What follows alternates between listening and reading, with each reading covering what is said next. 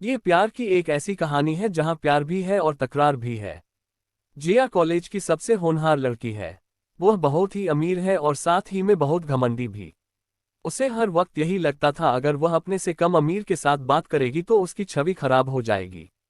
जिया के पापा उसी कॉलेज के ट्रस्टी थे। उनके लाड प्यार से जिया काफी बिगड़ गई थी। वहीं दूसरी ओर उसी कॉलेज में साहिल नाम का एक लड़का पढ़ता था। साहिल बचपन से ही अपने सपनों को लेकर काफी सीरियस था। उस कॉलेज में उसे एडमिशन स्कॉलरशिप से मिला क्योंकि उसके माँ बाप के पास इतना पैसा नहीं था कि वह उसे किसी बड़े कॉलेज में पढ़ने के लिए भेज सके। साहिल पढ़ने में काफी अच्छा था और सिर्फ पढ़ने में ही नहीं, उसका स्वभाव भी काफी अच्छा था। वह जिया से एकदम अलग था। दूसरों की मदद करना, माँ बाप की इज्जत करना, अपने से बड़ों का आदर करना, साहिल ऐसा ही था।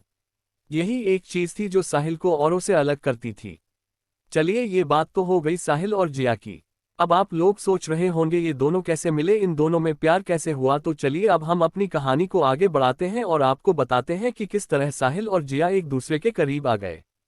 जब साहिल और जिया दोनों ही एक दूसरे से अलग हैं तो दोनों में प्यार कैसे हुआ, वो अंग्रेजी में एक कहावत है, अपोजिट अट्रैक्ट, ऐसा ही कुछ समझ लीजिए।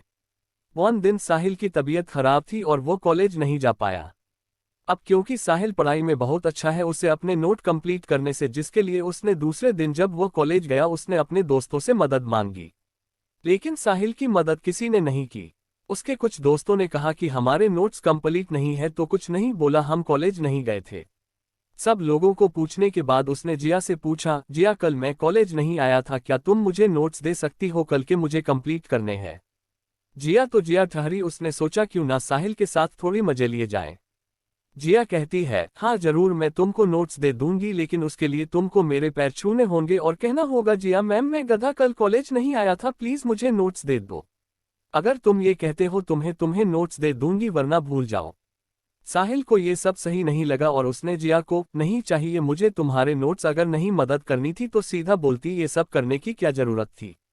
और अगली बार अगर तुमसे कोई मदद मांगे तो अपनी कड़वी जुबान को थोड़ा मीठा कर लेना, काम आएगा, क्योंकि हर कोई बात सुनता नहीं है, कुछ लोग सुनाना पसंद भी करते हैं। जिया को इस बात पर बहुत गुस्सा आया और उसने मन ही मन सोच लिया कि वह साहिल को इस कॉलेज से निकलवा कर ही रहेगी। कुछ समय बाद कॉलेज में एग्जाम होते हैं। पहले एग्जाम के दिन जिया ये ठान लेती है कि वह साहिल को आज कॉलेज से निकलवा कर ही रहेंगी। उसके लिए वह बनाई हुई नकल की चीट साहिल की डेस्क के नीचे फेंक देती है। एग्जामिनर की नज़र साहिल की डेस्क के नीचे पड़ती है और वो साहिल से पूछता है, साहिल तुमसे ये उम्मीद नहीं थी, चलो मेरे साथ प्रिंसिपल ऑफिस में। साहिल खुद को बचाने के लिए बार बार एग्जामिनर से कहता है कि उसे नहीं पता कि यह चीट्स उसकी डेस्क के नीचे कहां से आए, लेकिन एग्जामिनर एक भी नहीं सुनता है और साहिल को प्रिंसिपल के पास ले जाता है। प्रिंसिपल साहिल को कॉलेज से निकाल देता है। जब जिया को इस बारे में पता चलता है तो वह बहुत खुश होती है। वह साहिल से कहती है, मुझसे पंगा लोगे तो अंजाम बुरा ही होगा। अब तुम किसी भी कॉलेज में एडमिशन लेकर दिखाओ, मैं भी देखती हूँ कि तुम जैसे चीटर का एडमिशन कहाँ होता है। साहिल ने तब तो कुछ नहीं कहा, लेकिन उसके मन में बहुत गुस्सा था। वह कुछ भी करके जिया को सबक सिखाना चाहता था। उसके लिए उसने एक प्लान बनाया। उसने अपने दोस्तों को बोला कि वह लोग जिया को किडनैप करें और कुछ अपने पास ही रखें। फिर कुछ दिनों बाद मैं वहां आऊंगा और जिया को बचाकर वहां से ले जाऊंगा। उसके बाद जिया मेरा शुक्रिया अदा करेगी और मुझे इज्जत मिलेगी, और तब जाकर मेरा बदला पूरा होगा। प्लान के मुताबिक साहिल के दोस्त जिया को किडनैप करने के लिए मान गए। जिया के पापा आलोक के दुश्मन बहुत है, क्योंकि वह बहुत ही पैसे वाला था, इसीलिए लोग उससे जलते थे और उसके दुश्मन बन जाते थे। उन्हीं में से एक था रंजीत। रंजीत आलोक का बहुत ही पुराना और खतरनाक दुश्मन था। अपनी दुश्मनी निकालने के लिए उसने जिया का किडनैप कर लिया और उसी जगह पर छुपा दिया जहां पर साहिल जिया को छुपाने वाला था। आलोक ने ऐलान कर दिया कि जो कोई भी उसकी बेटी को घर सही सलामत वापस लेकर आएगा वह उसे 25 लाख रुपए का इनाम देगा। ये बात साहिल को जब पता चली तो उसने सोचा कि यह भी सही है, जो मैं चाहता हूं वह भी हो जाएगा और साथ ही मुझे पैसे भी मिल जाएंगे। साहिल आलोक से मिलता है और वादा करता है कि वह जिया को सही सलामत घर वापस लेकर आएगा। उसके बाद साहिल गुंडों से जिया को छुड़ाने के लिए जाता है। वहां जाकर गुंडों से लड़ता है और जिया को सही सलामत घर पहुंचा देता है। घर पहुंचते ही जिया अपने कमरे में जाकर आराम करने जाती है और तभी आलोक साहिल को 25 लाख रुपए का बैग देता है।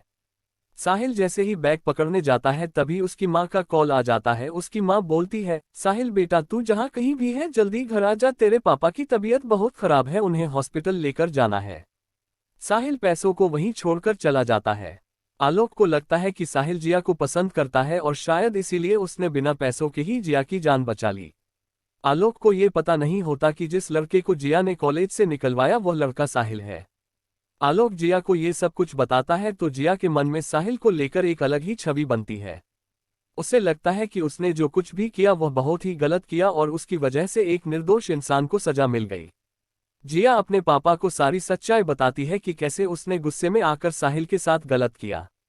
आलोक को ये सब सुनकर बहुत गुस्सा आता है, पर क्योंकि जिया उसकी बेटी है इसलिए वह से ज्यादा कुछ नहीं कहता। जिया अपने पापा से बोलती है कि वह साहिल का एडमिशन वापस से उसी कॉलेज में करवा दे। आलोक को ये सब सुनकर काफी अच्छा लगता है कि कैसे जिया ने अपनी गलती मानकर उसे सुधारने की सोची है। दूसरे दिन साहिल आलोक के पास आता है और 25 लाख रुपए लेकर चला जाता है। इस बारे में जिया को कुछ भी पता नहीं होता है। आलोक को साहिल काफी अच्छा लड़का लगता है, इसलिए वह जिया को यह नहीं बताता कि साहिल उससे पैसे लेकर गया था। आलोक चाहता था कि साहिल और जिया की दोस्ती हो जाए, क्योंकि अगर साहिल और जिया की दोस्ती हो जाती है तो जिया भी साहिल की तरह एक अच्छी इंसान बन जाएगी। आलोक साहिल का एडमिशन वापस से उसी कॉलेज में करवाता है। साहिल को जब पता चलता है कि उसका एडमिशन जिया ने अपने पापा से कहकर करवाया है तो उसे लगता है शायद जिया उसकी मदद इसलिए कर रही है क्योंकि उसने उसकी जान बचाई थी। पर साहिल को जिया से ज्यादा बात करने में दिलचस्पी नहीं थी। जिया साहिल से दोस्ती करना चाहती थी लेकिन वह कर नहीं पाई क्योंकि साहिल जिया से बात ही नहीं कर रहा था।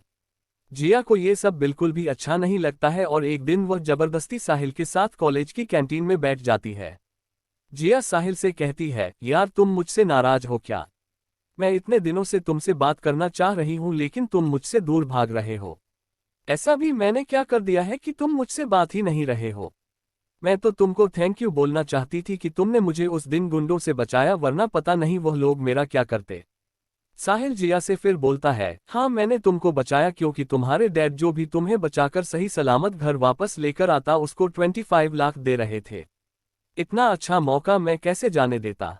और तुम मुझसे बात करना चाह रही थी, तुम्हें पता है जब से मैं इस कॉलेज में आया हूं तब से मैं तुम्हारा दोस्त बनना चाहता था, लेकिन तुम इतना घमंड दिखाती थी, मुझसे बात नहीं करती थी कि बाद में मेरा ही मन तुमसे बात करने को नहीं हुआ। जिया कहती है, लेकिन तुमने पैसे तो लिए नहीं, पापा ने बताया था कि तुम बिना पैसे ले ही वहां से चले गए थे। मुझसे झूठ मत बोलो, तुम समझे?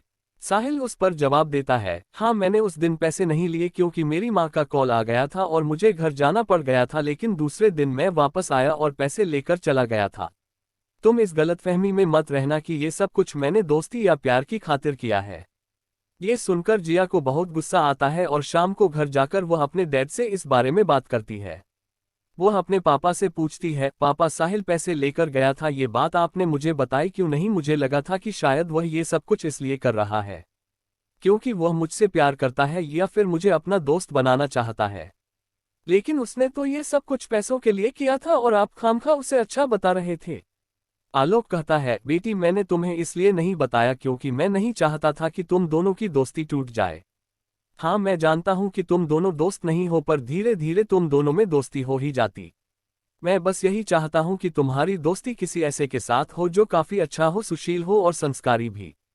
बेटी तुम मानो या ना मानो, साहिल के मन में तुम्हारे लिए कुछ तो है, वह बता नहीं रहा, लेकिन वह तुम्हें अपना दोस्त बनाना चाहता है। साहिल बहुत ही अच्छा लड़का है, तुम्हें उससे दोस्ती करनी चाहिए, इस बारे में तुम जरूर सोचना। दूसरी ओर साहिल उसके दिमाग में जिया के साथ हुई दिन की बात लगातार घूम रही थी। उसे लग रहा था कि भले ही जिया कैसी भी हो पर उसे वह सब कुछ नहीं कहना चाहिए था। उसकी वजह से जिया को काफी हर्ट हुआ होगा।